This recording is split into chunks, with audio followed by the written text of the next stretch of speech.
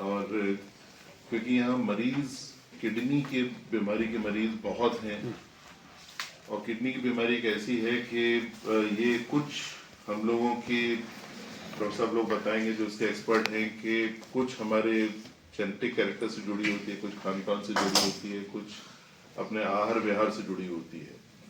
तो इसकी संख्या बढ़ती चली जा रही है और एक स्टेज ऐसी आती है कि हमारे पास ट्रांसप्लांट के अलावा कोई ऑप्शन नहीं बचता है। उस स्थिति में हमारे पास समाज में हर वर्ग के लोग हैं। कुछ हैं जो कहीं भी खर्चा करके जा सकते हैं, कुछ हैं जो खर्चा करने में समर्थ नहीं हैं। जो ये सरकारी अस्पताल बनाए जाते हैं, पब्लिक हॉस्पिटल, उनके लिए खास तौर से बनाए जाते हैं जो खर्चा करने में समर्थ नहीं है और उनको भी वही चिकित्सा सुविधाएं मिलें जो एक उच्च स्तरीय सुविधाएं उनका हक है। क्योंकि जो हमारे यहाँ चिकित्सक लोग हैं वो पूरे राज्य से चयन करके यहाँ पे लाए जाते हैं, वो बहुत ही क्वालिफाइड ट्रेंड होते हैं और उच्च स्तरीय सेवाएं भी यहाँ पे संभव है। तो उन लोगों के लिए ऐसे संस्थान बनाए जाते हैं। इसमें बहुत खुशी है कि एम्स पटना ने एक और अपना एक मील का पत्थर हासिल किया है। 20 जनवरी 2025 को हमारी जो किडनी ट्रांसप्लांट यूनिट है, किडनी ट्रांसप्लांट यूनिट का मतलब होता है कि इसमें कई विभागों का योगदान होता है। एक संयुक्त यूनिट होती है जिसमें सबसे ज्यादा योगदान हमारे नेफ्रोलॉजिस्ट यूरोलॉजिस्ट का होता है। उसके बाद हमारी एनेस्थीसिया की टीम होती है कि जो मरीज जिसको किडनी की बीमारी होती है वो पहले नेफ्रोलॉजिस्ट का मरीज होता है, नेफ्रोलॉजी का, और फिर एक स्तर के बाद नेफ्रोलॉजिस्ट कहता है कि भाई इसके आगे आपका दवाइयों से उपचार संभव नहीं है। उस स्थिति में उसको राय दी जाती है, डायलिसिस भी नहीं हो सकता, कितनी बार रोज डायलिसिस कराएगा। उसके बाद उसको राय दी जाती है कि आप ट्रांसप्लांट कराएं। तो फिर दोनों के आपसी विचार विमर्श से, सहयोग से उस मरीज को ट्रांसप्लांट के लिए चयन किया जाता है और उसका फिर ट्रांसप्लांट जो होता है वो हमारे यूरोलॉजिस्ट जो होते हैं वो लोग करते हैं, तो उनका योगदान होता है। बड़ी सर्जरी होती है, उसमें 2 लोग इन्वॉल्व होते हैं, एक डोनर एक रेसिपिएंट, किडनी देने वाला किडनी लेने वाला। तो दोनों को स्वास्थ्य का ध्यान रखना होता है। उसमें बेहोशी वालों का बहुत बड़ा रोल होता है कि एनेस्थीसिया इतना सेफ हो कि ये कुछ लंबी प्रक्रिया होती है और ये इसमें कई चीजें होती हैं, जैसे ब्लड का प्रवाह को ऐसा रखना है कि वो नसों को जोड़ पाए। ये सब चीजें एक थोड़ा जटिल एनेस्थीसिया इसमें होता है। आम एनेस्थीसिया तो वो एनेस्थीसिया की जिम्मेदारी होती है, तो उनका योगदान होता है। किडनी ट्रांसप्लांट कराने के लिए लोगों को मनाने के लिए काउंसलर की बहुत जरूरत होती है, क्योंकि किसी को भी कहा जाए कि आप अपनी किडनी दें, इतना सरल नहीं होता है देना। तो इसमें काउंसलर का बहुत बड़ा रोल होता है और इन सब को काम कराने के लिए हमारी सहयोगी टीम जो होती है उसमें नर्सिंग ऑफिसर होते हैं, हमारे ओटी टेक्नीशियन होते हैं, हमारे सर्जरी टेक्नीशियंस होते हैं, हर किसी का योगदान होता है। तो इसको हम पूरी टीम को मिला के किडनी ट्रांसप्लांट यूनिट कहते हैं जो एम्स पटना में स्थापित की गई। इसका विचार बहुत लंबे समय से चल रहा था और ये श्रेय मैं कतई नहीं लेना चाहूंगा, क्योंकि इससे पहले हमारे प्रेसिडेंट साहब का इसमें योगदान है। हमारे पहले जो यहाँ के डायरेक्टर साहब थे उन्होंने भी बहुत प्रयत्न किया इस प्रोग्राम को आगे ले जाने में, और हर्ष ये है कि ये मेरे समय काल में हुआ। मैं सिर्फ इतना मेरा योगदान है कि मैं उसका श्रेय जरूर लेता हूँ कि मुझे खुशी है कि मेरे उसमें कार्यकाल में ये हमको उपलब्धि मिली है। जिस टीम में कार्य करने वाले हमारे लोग हैं भी ये अपने आपको थोड़ा सा बीमारी के बारे में बता देंगे ताकि आप लोगों में जागरूकता फैला पाए। इसमें जो हमारी टीम को लीड कर रहे थे नेफ्रोलॉजी से, वो डॉक्टर अमरीश कृष्णा साहब हैं हमारे, ये हमारे यहाँ प्रोफेसर हैं नेफ्रोलॉजी में। और जो हमारी सर्जिकल टीम थी जो ट्रांसप्लांट को करती है, उसमें हमारे यूरोलॉजिस्ट जो हैं वो प्रोफेसर कमलेश गुंजन जी हैं और हमारे डॉक्टर विपिन चंद्रा साहब हैं। तो ये लोग हैं जिन्होंने इसको पूरा कार्यान्वित किया।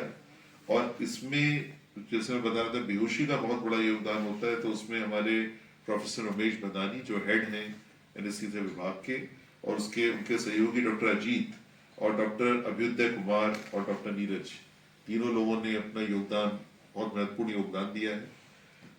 मैं जो हमारे काउंसलर हैं उनका नाम नहीं पता है, लेकिन जो हमारे इतने स्टाफ बैठा है पूरा, ये टेक्नीशियंस हैं, नर्सिंग ऑफिसर्स हैं, सबका योगदान महत्वपूर्ण रहा है।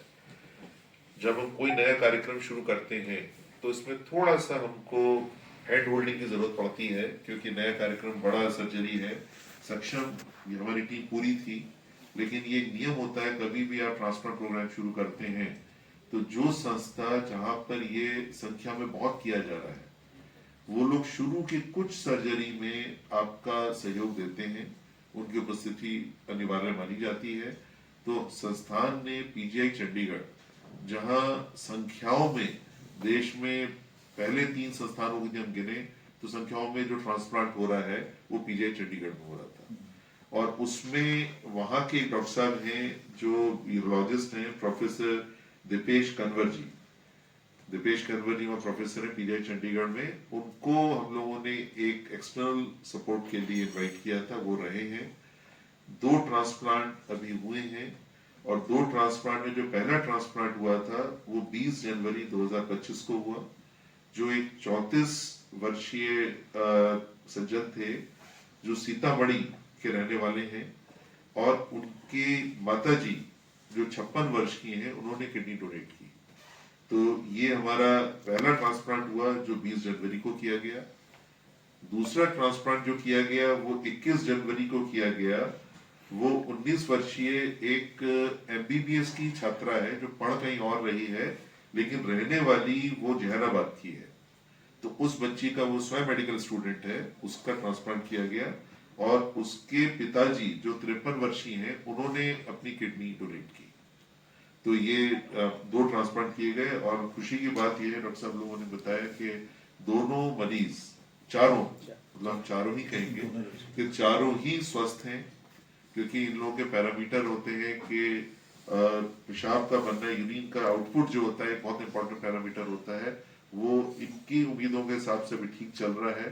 तो चारों मरीज अभी अपने मतलब ठीक है स्थिति में। 7 से 10 दिन हम लोग अस्पताल में आमतौर में रखते हैं तो वो देखभाल के लिए, उसके बाद उनको छुट्टी दे दी जाएगी, उसके बाद वो एक आम आदमी की तरह जीवन यापन करेंगे। और ये एक प्रोग्राम जब शुरू होता है तो उसकी शुरू की गति थोड़ा धीमी होती है, क्योंकि उसको स्थिरता लाने में समय लगता है। तो ये कार्यक्रम हमारा शुरू हुआ है, सक्षम हाथों में है, धीरे धीरे इसको हम और तेजी पे लाएंगे। हो सकता है शुरू में महीने में 1-2 ट्रांसप्लांट करें, और एक स्थिति आएगी कि हफ्ते में ये 2 करने लगे, लेकिन उसमें करने में थोड़ा समय लगेगा। प्राथमिकता हम उन मरीजों को देंगे जो मरीज ऑलरेडी, क्योंकि इनका वेट लिस्ट है, जो मरीज ऑलरेडी यहाँ पे इलाज में चल रहे हैं, जिनकी स्थिति आ गई कि ट्रांसप्लांट ही उनका उपचार है, उसको प्राथमिकता दी जाएगी। लेकिन इसका मतलब ये नहीं है कि और मरीज नहीं लिए जाएंगे, लेकिन वो लिस्ट बनती रहेगी, और लिस्ट में एक वेट लिस्ट क्रिएट होती रहती है। तो ये एक वेट लिस्ट जो है, इधर बाद में भी तो ये वेट लिस्ट धीरे धीरे पूरी क्रिएट होगी, और पूरा सबका सहयोग रहेगा और इन लोगों का प्रयत्न रहेगा। तो एक दिन ऐसा होगा कि हम लोग ना केवल बिहार में बल्कि पूरे इस क्षेत्र में सर्वाधिक और सबसे अच्छे ट्रांसप्लांट करने की क्षमता रखें, ये हम लोग का ध्येय है। जहां तक इसके खर्चे का सवाल हमने शुरू किया था, क्योंकि ये पब्लिक हॉस्पिटल है, इसको भी ध्यान में रखा गया है कि हम न्यूनतम व्यय में यदि ट्रांसप्लांट कर पाए तभी हम लोगों का हित कर पाएंगे। तो इसमें क्योंकि इसके आंकड़े अलग अलग हैं, क्योंकि खर्चे कई अस्पतालों के अलग हैं, तो मोटा मोटा हम ये कह सकते हैं कि यदि बाहर किसी कॉमर्शियल सेंटर पे मरीज ट्रांसप्लांट कराता है, उससे लगभग 1/3 खर्चे पे ट्रांसप्लांट एम्स में हो जाएगा। यदि कोई संभवतः 10 लाख रुपए बाहर हो रहा है तो 3-3.5 लाख रुपए में हो जाएगा। तो इतना कोशिश की जा रही है कि हम उसको इतना न्यूनतम लाएं कि आदमी करा पाए। कई सरकारी योजनाएं हैं जिसके अंतर्गत हम ट्रांसप्लांट कर सकते हैं, जैसे इसमें कई भारत सरकार की योजनाएं हैं, कई राज्य सरकार की योजनाएं हैं। कोशिश करेंगे कि मरीज उसके ब्रैकेट में भी आ जाए और हम उसमें भी उनका ट्रांसप्लांट कर पाए, ताकि उस उनको भी सेवाएं वो दे पाए। इसमें मैं एक नाम भूल गया जो बहुत महत्वपूर्ण नाम था, और वो हमारे एमएस साहब का था। मैं उस समय जब सबका नाम ले रहा था तो हमारे एमएस साहब का भी बहुत बड़ा योगदान है, क्योंकि संस्था जो अस्पताल के जो संरक्षक होते हैं वो एमएस होते हैं, तो ये भी स्वयं सर्जन है। तो शुरू से इनका भी योगदान रहा है। कोई भी कार्यक्रम बगैर एडमिनिस्ट्रेशन के नहीं चलता है, क्योंकि कई लाइसेंस लेने होते हैं, कई प्रक्रिया होती है। तो एडमिनिस्ट्रेशन की तरफ से डिप्टी डायरेक्टर एडमिनिस्ट्रेशन हमारे नीलोत्पल जी हैं, इनका भी काफी योगदान रहा है। तो सब ने मिलकर काम किया है और एक अच्छा आउटकम निकला है। और इससे पहले कि आप अपना कुछ जानना चाहें, मैं बात करूं जी, मैं एक बार बात करना चाहूंगा कि हमारे जो गायनोकोलॉजी के हेड हैं डॉक्टर अमरीश जी और हमारे प्रोफेसर कुंजन जी थोड़ा सा इस बीमारी के बारे में आपके माध्यम से बताएं, ताकि लोगों में जागरूकता जाए कि किन मरीजों को ऐसी आवश्यकता हो सकती है। जैसा आप लोग जानते होंगे कि आजकल किडनी की बीमारी काफ़ी बढ़ रही है, तो सबसे महत्वपूर्ण कारण है किडनी की बीमारी का डायबिटीज़ और ब्लड प्रेशर। जिन लोगों में ब्लड प्रेशर और डायबिटीज़ रहता है उनको कोशिश करना चाहिए कि वो अपना ब्लड शुगर और ब्लड प्रेशर कंट्रोल रखें। उसके बाद आजकल आप देख रहे होंगे कि युवाओं में भी काफ़ी किडनी की बीमारी हो रही है, तो ये हमारी ख़राब जीवन शैली, फास्ट फूड, कम पानी पीना, शराब का सेवन, तंबाकू का सेवन, ये सब भी जो है किडनी की बीमारियों का कारण है। तो अगर हम अपने आप को स्वस्थ रखना चाहते हैं तो हमें कम से कम 3 से 4 लीटर पानी रोज़ पीना चाहिए और अपनी जीवन शैली में ऐसा रूटीन बनाना चाहिए कि कम से कम आधे घंटे से 45 मिनट डेली हम एक्सरसाइज कर सकें। तो क्या मैं इस पे कोई टिप्पणी नहीं करना चाहूंगा। मैं 21-22 में भी जब इस चार्ज में था तब इसी हॉल के अंदर आश्वस्त किया गया था। उस समय माननीय केंद्रीय मंत्री जी मनसुख जी आए थे, मैं उस समय डायरेक्टर के चार्ज में था। राज्य सरकार द्वारा हमको पूरा आश्वासन दिया गया था कि हमको 26 एकड़ जमीन अतिरिक्त दी जा रही है और हम उसको सहर्ष इंतजार कर रहे हैं। जैसे ही हमको मिले हम विस्तार करेंगे। जो बर्न सेंटर जो बर्न सेंटर का काम चल रहा है। मुझे बर्न सेंटर का सर 2018 ही में एमयू हुआ था इसमें, मगर ये उसका जो टेन्योर था, नहीं आप पूछिए, मैं आपको मैं सबका जवाब जानता हूँ आपको। टेन्योर था उसका बनने का। बिल्कुल बिल्कुल बिल्कुल नहीं आप सवाल। ये टेन्योर था उसका 1.5 साल था, यानी 18 महीने था, वो 6 साल होने जा रहा है सर। जो अभी मैंने पिछले हफ्ते ही जो 5 प्रोजेक्ट हमारे चल रहे हैं जो जनहित में हैं उनका पूरा विश्लेषण किया है। हमारा जो एनटीपीसी बर्न यूनिट को सीएसआर में बना रहा है उसका जो मूल्यांकन किया गया था वो 2018 में किया गया था। उसका विलंब होने की वजह से उसका जो कॉस्ट ऑफ कंस्ट्रक्शन है वो बढ़ गई है। लेकिन एनटीपीसी, अच्छी बात यह है कि हमने एनटीपीसी से अभी पिछले हफ्ते ये पूरी मीटिंग की है और उन्होंने हमको स्वीकार किया है कि वो हमको जो बढ़ी हुई कीमत है वो सीपीडब्ल्यूडी उस पर काम कर रही है, उस प्रोजेक्ट पे वो हमें कीमत देंगे और पूरी उम्मीद है कि पहले 6 महीने के अंदर सर, पहले एमयू हुआ था ये 16 करोड़ का, फिर बाद में बढ़ गया 21 करोड़ रुपया। नहीं, ये आप आंकड़ों का आप बात ना करें, लेकिन 18 की मूल्यांकन और आज के मूल्यांकन में फर्क है क्योंकि उसमें कई सुविधाएं भी बढ़ाई गई जो आप बता रहे हैं। मैं आपको इस जानकारी बता दूं कि जब 18 में उसका प्रारूप रखा गया था और जो अब बनाया जा रहा है उसमें संशोधन करके विस्तार भी किया कि बिस्तरों की संख्या कम है। संख्या कम कुछ तो इसलिए है कि जरूरत ज्यादा है और सुविधा कम है, एक तो मिसमैच हुआ है। दूसरा यह है कि जो हमारे पास मरीज एम्स में आमतौर रेफर किए जाते हैं वो मरीज होते हैं जिनको सघन चिकित्सा की जरूरत होती है, इंटेंसिव केयर। इसमें वेंटिलेटर का बहुत बड़ा रोल होता है। हम लोगों ने पूरी कोशिश करके वेंटिलेटर की संख्या काफी बढ़ाई हुई है। पूरी कोशिश करते हैं कि और भी हम, जैसे हमारे आईसीयू कहते हैं जहाँ सघन चिकित्सा होती है, आईसीयू के बाद मरीज थोड़ा सुधार में आता है तो हम स्टेप डाउन करते हैं जिसको एचडीयू कहते हैं। हम उनकी संख्या भी बढ़ाने पे विचार कर रहे हैं, लेकिन उनकी संख्या सीमित होती है। यदि कोई मरीज वेंटिलेटर पे है तो हम तब तक उसको वेंटिलेटर से रिलीज नहीं कर सकते जब तक या तो मरीज ठीक ना हो जाए या मरीज ठीक नहीं हो पा रहा है और वो उसका उपचार संभव नहीं है। तो हाँ, मतलब यदि एक्सपायर हो जाए, क्योंकि हम लोग अपनी मेडिकल भाषा में मृत्यु को तब तक स्वीकार नहीं करते हैं जब तक कोशिश हार न मान ले, तो इसलिए तब हम आते हैं। तो वो एक हमारे एक जरूर दिक्कत आ जाती है। कई हमारे पास, मेरे पास भी कई संपर्क आते हैं, कई माननीय के फोन भी आते हैं और हम पूरी कोशिश करते हैं यदि हमारे पास उपलब्धता है वेंटिलेटर की। कई बार ऐसा होता है कि मरीज कहीं अस्पताल में भर्ती है वेंटिलेटर पे, फोन आता है कि हमने वहां से छुट्टी करा दी, अब मरीज एम्बुलेंस में, हमारे पास वेंटिलेटर नहीं है, तो हम बड़ी बड़ी एक दिक्कत में आ जाते हैं कि मरीज को वेंटिलेटर चाहिए, हम नहीं दे पा रहे। उस स्थिति में हमको मना करना पड़ जाता है कि किसी का वेंटिलेटर हटा नहीं सकते। बिल्कुल और वो मरीज बेचारा वहां से छुट्टी, आमतौर में कई मरीज छुट्टी इसलिए लेते हैं कि बाहर वेंटिलेटर की क्रिटिकल केयर की सेवाएं बहुत महंगी हैं। तो शुरू में मरीज 3, 4, 5 दिन तो वहां खर्च कर पाते हैं, फिर जब उनका वहां पे लंबा इलाज चलता है उस स्थिति में वो कहते हैं कि साहब हम यहाँ से शिफ्ट करना चाहते हैं एम्स में। तो उसमें उस स्थिति में हमें दिक्कत आ जाती है कि यदि हमारे पास उपलब्ध है वेंटिलेटर तो ये जन सेवा के लिए है, और पूरा हमारी टीम, कोई भी हमारा बेड, अभी भी आप मुझसे बात करें मेरे पास एक भी बेड वेंटिलेटर का खाली नहीं है। लेकिन अभी किसी का फोन आएगा माननीय का या किसी भी मनुष्य को जरूरत है तो हम पूरी कोशिश करते हैं कि, और आमतौर में ये होता है कि हमारे पास ज्यादातर फोन ये शाम में या रात में आते हैं, और ये होता है कि हमारे जो वेंटिलेटर के बेड खाली होते भी हैं वो सुबह खाली होते हैं। तो कई बार दिक्कत ये आती है टाइमिंग की कि रात को 8 बजे 9 बजे का फोन आता है कि साहब वहां से मरीज चला है, इसको वेंटिलेटर चाहिए, क्योंकि रात में हम जो सघन चिकित्सा के मरीज हैं उनको छुट्टी नहीं देते हैं, क्योंकि हमको ये होता है कि रात में मरीज जाएगा कुछ बात हो जाए तो हम सुबह देख के जब समझ तब छुट्टी करते हैं। तो वो भी एक समय का भी हमारे पास दिक्कत आती है। लेकिन ये इसमें भी बहुत चिंतन किया जा रहा है कि हम सघन चिकित्सा की सुविधा का विस्तार कैसे करें। और एक अच्छी बात है कि भारत सरकार एक CCU, एक कॉरोनरी केयर यूनिट जो 250 बेड का अलग से बनाने का एम्स में स्वीकार हो गया है।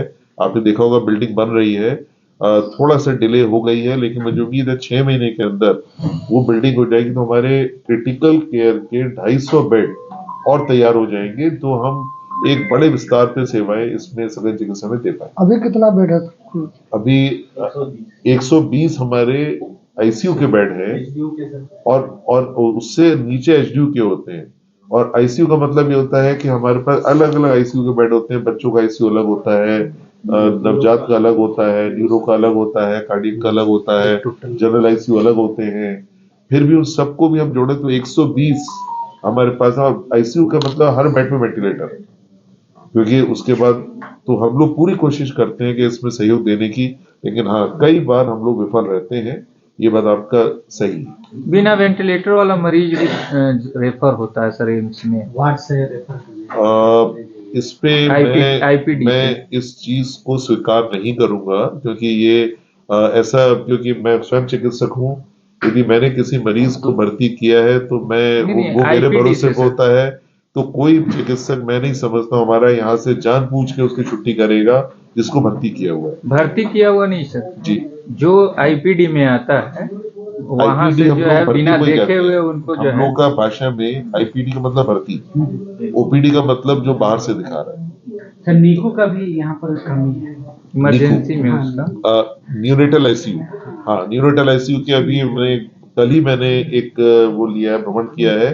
कितने बेड हम लोग ऐड करना चाह रहे हैं? 24 बेड हम लोग नीकू के तैयार कर रहे हैं ऐड करने के लिए। ये कब तक हो जाएगा तैयार? अभी वर्तमान मैं इसको आपको समय सीमा बताऊं तो अधिकतम 6, न्यूनतम 3 से 6 महीने के अंदर हमारा प्रयत्न है, क्योंकि स्ट्रक्चर बन चुका है, उसमें सामान लग चुका है, कुछ सामान की कमी है, उसको हम लोग प्रोक्योर कर रहे हैं, क्योंकि सरकार में एक प्रोक्योरमेंट की जो प्रक्रिया है बड़ी एक क्रमवार है।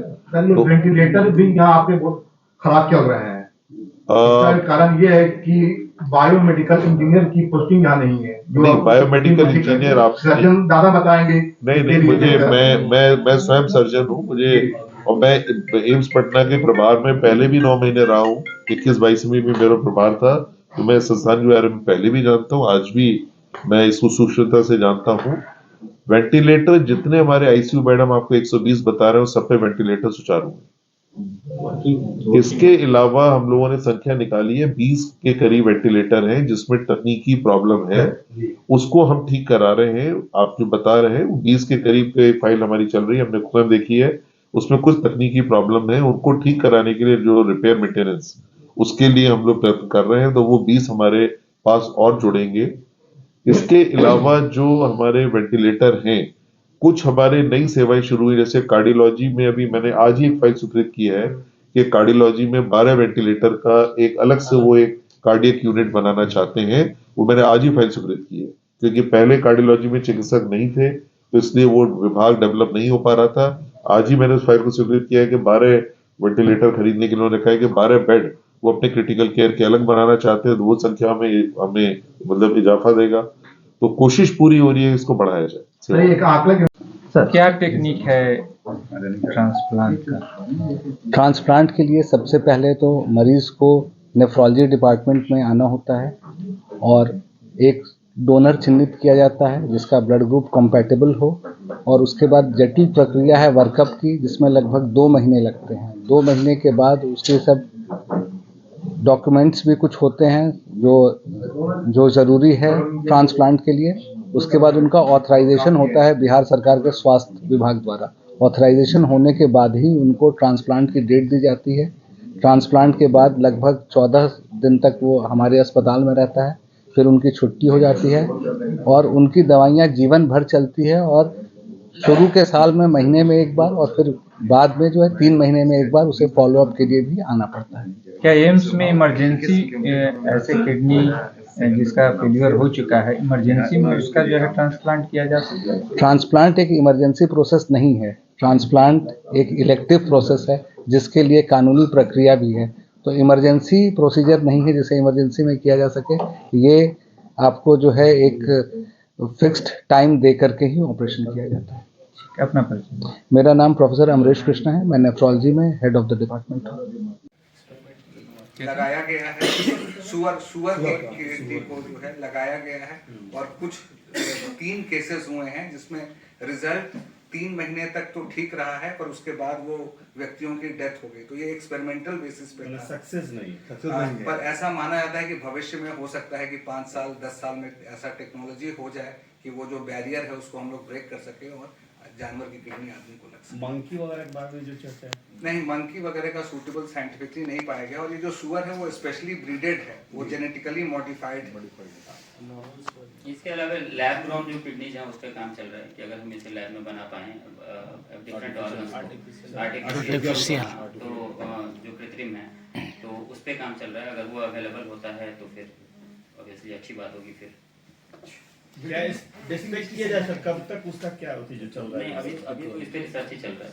रिसर्च चल रहा है, रिसर्च पे ट्रांसप्लांट की वेटिंग लिस्ट है क्या आपके यहाँ? हमारे यहाँ अभी वर्कअप चल रहा है, चूंकि शुरू हुआ है इसलिए वेटिंग लिस्ट ज्यादा नहीं है, पर 6 मरीज और हमारे तैयार हैं। तो जैसा सर ने बताया कि हम लोग महीने में 2 के हिसाब से करके धीरे धीरे और भी जो मरीज जुड़ते जाएंगे और तब फिर जाके वेटिंग लिस्ट बनेगा। कितना समय लगता है? टाइमिंग क्या लगती है ऑपरेशन की? एक किडनी का ट्रांसप्लांट ऑपरेशन में यूजुअली डोनर साइड में 1.5 से 2 घंटे एक्सपेक्टेड होता है। जो सर्जिकल टाइम मैं बता रहा हूँ, एनेस्थीसिया टाइम और रिकवरी का जो होश में आने का टाइम है वो करीब 2 से 3 घंटे। जो रिसिपिएंट की सर्जरी होती है वो करीब 2.5 से 3 घंटे चलती है। कभी कभी जब थोड़ा ज़्यादा कॉम्प्लेक्स होता है तो 4 घंटे एक्सपेक्ट कर सकते हैं। यूजुअली अभी जो हमने केसेस करे हैं उसमें 9-9:30 के आसपास स्टार्ट किया था। एक केस 12:30 खत्म हो गया, दूसरा 1 बजे खत्म हो गया। तो ये 3 से 4 घंटे के बीच की सर्जरी है। पुराने जमाने में एक टाइम पे काफी टाइम लगता था, बट अब आजकल टेक्निकल एडवांसमेंट इतना ज्यादा है, स्किल्स इतने ज्यादा है ना, तो इतना समय नहीं लगता। और ये बेनिफिशियल भी होता है कि जितना कम समय मरीज एनेस्थीसिया में रहे उतना ही बेटर है उनके लिए, हीमोडायनामिक के लिए, जैसा डॉक्टर नीरज ने बताया। यहाँ पहली बार हुआ, जो इक्विपमेंट है वो पूरा था या कुछ कमी थी? नहीं, हमारे पास सारे इक्विपमेंट हैं, बल्कि इतने हैं कि हम एक दिन में 3 ट्रांसप्लांट कर सकते हैं। ये उस लिहाज से संस्थान पूरी तरह तैयार है और आगे इसकी सक्षमता बढ़ाई जाएगी। मतलब ये पूरा सक्षम है, पूरा दोनों विभाग इसको पूरा किडनी ट्रांसप्लांट प्रोग्राम के लिए, और आगे सक्षमता को बढ़ाने के लिए सहयोग दिया जाएगा कि हम इसका और विस्तार कर पाए। पूरे सक्षम हम चाहते हैं कि आप लोग इतना अवेयरनेस फैलाएं कि हमारे पास डेली ट्रांसप्लांट हो, जगह की कमी नहीं पड़ेगी। से ऊपर के ही कम लोगों को ही लेते हैं, पर 65 से 70 के बीच में हम लोग को देखना होता है, क्योंकि डोनेशन के लिए सबसे इम्पोर्टेंट है कि ये देखा जाए कि डोनर की आगे की ज़िंदगी पे कोई प्रभाव नहीं हो। तो डोनर ज़्यादा इम्पोर्टेंट है हमारे लिए, क्योंकि वो एक स्वस्थ आदमी है। तो यूजुअली 60 से कम और कुछ केसेस में जो है 65 से कम में हम लोग डोनेशन इनकरेज करते हैं। 18 से ऊपर 18 से 65 के बीच में। बट फिर हम अगेन बोलेंगे कि अवेयरनेस इतनी होनी चाहिए कि जो बाकी जिंदगियां हैं, जैसे बहुत सारे लोग अर्ली एज में road traffic accident, trauma, emergency में वेरियस डिजीज से एक्सपायर हो जाते हैं, मृत्यु को प्राप्त करते हैं, बट उनके ऑर्गन्स चलते रहते हैं। तो वैसे पेशेंट से और रिट्रीव कर सकें हम लोग, ताकि और जिंदगियां बचा सकें उन यंग हेल्दी किडनी से। 1 से 2 का जीवन हो सकता है। जैसे कानूनी तौर से 18 से कम आज का व्यक्ति लाइव डोनेशन नहीं कर सकता है। कोई अगर अपंग है तो नहीं कर सकता, अगर कोई मेंटली रिटार्डेड है, कई बार ऐसा होता है कि मुझे आता है कि भाई ये है कम मंद बुद्धि है, इसका ले लीजिए, तो कानूनी तौर से ऐसे व्यक्तियों को नहीं लिया जा सकता। डोनर का राइट हर हाल में प्रोटेक्ट करना है, और इसी वजह से डोनर का वर्कअप अलग होता है और ऑपरेटिंग टीम अलग होती है। दोनों मिलकर, एक आदमी मिलकर नहीं कर सकता। सर ऐसे कौन कौन सा डिजीज ऐसा होता है जो डोनेट नहीं कर सकते हो? जैसे जिन्हें डायबिटीज है वो नहीं डोनेट कर सकते हैं, जिन्हें ब्लड प्रेशर है वो डोनेट नहीं कर सकते, जिनकी किडनी की क्षमता एक लेवल से कम है, टेक्निकली अगर कहें कि GFR अगर 80 से कम है तो वो भी डोनेट नहीं कर सकता है। अगर किसी को स्ट्रोक है, किसी को हार्ट की बीमारी है तो वो डोनेट नहीं कर सकता है। मतलब है कि देखते डोनेशन लेते समय हमें ये देखना है कि ये किडनी अच्छे से चले, और दूसरा कि उस व्यक्ति को कोई नुकसान नहीं हो डोनेशन के बाद। इसको आसान शब्दों में ऐसे समझ सकते हैं कि अगर हमारे पास 2 किडनी है तो ऐसा कोई भी चीज, ऐसी कोई भी बीमारी, चाहे वो किडनी के अंदर हो या जो सिस्टेमिक डिजीज जिसको बोलते हैं हम लोग, जो पूरे बॉडी में है, जैसे हाइपरटेंशन, डायबिटीज, सारे ऑर्गन्स पर इफेक्ट करता है। तो कुछ ऐसी बीमारियां जो किडनी के अंदर हैं और किडनी के बाहर हैं, वो वैसी कोई भी बीमारियां जो किडनी के फंक्शन को, डोनर को लॉन्ग टर्म में अफेक्ट करेंगी कि उनको खुद कहीं ना जरूरत पड़ जाए, तो वैसे लोगों से किडनी निकालना सही नहीं होता, और इसीलिए वैसे लोग किडनी नहीं दे सकते। सर एक जानकारी और चाहिए, जैसे मान लीजिए कि अगर हम देख रहे हैं कि कोई 18 साल या 20 साल का बच्चा है जिसको किडनी ट्रांसप्लांट कराना है, तो उनके लिए किस एज का जो व्यक्ति होता है जो डोनेट करने वाला था, उनकी एज क्या होनी चाहिए, क्या डिफरेंस है सर? ज़्यादा सेफ्टी हो। देखिए, अगर कम एज का